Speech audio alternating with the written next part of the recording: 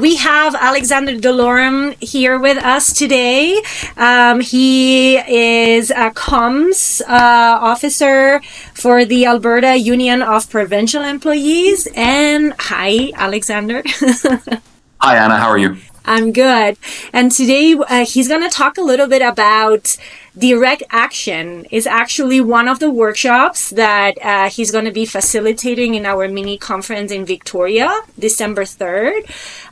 So Alexander, tell us a little bit, what does it mean, direct action?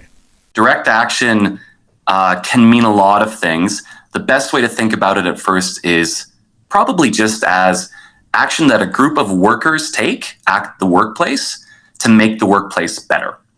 And I would really emphasize the collective nature of the action, as well as the fact that, for the most part, it really should feel like action, okay?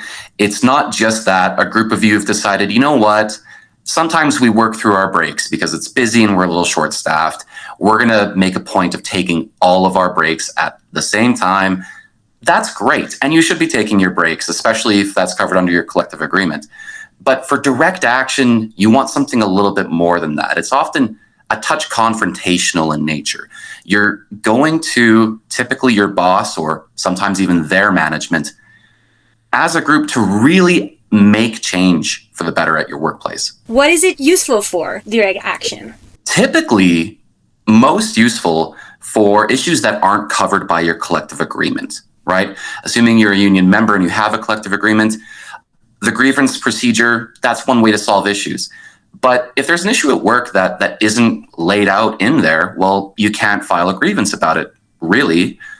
So direct action is a way to put pressure on your bosses to actually fix the problem when you don't have maybe any other way to make them do that. And that's a really good point about direct action. You don't need to be a union member to take part in this type of activism or action. You just need a group of you and your coworkers joining together and deciding that, hey, things need to get better. So how do we tie this direct action with communications? Yeah, so direct action, it might seem obvious that, hey, this sounds like a very organizing type thing because it is activism. So you're right. How does communications fit in with that? Depending on the action that you take, your communication strategy can make or break your campaign or what it is that you're doing. If you don't talk to each other, if you don't have those one-on-one conversations with your coworkers, properly, let's say, inoculate them as to the risks of taking action, but also the benefits and why it's so important. If you don't do any of that, your action's probably not going to go anywhere, probably not going to be successful. So depending on the type of action you take, good communications practices are essential. If I am going to attend your workshop, is it going to be a cool one?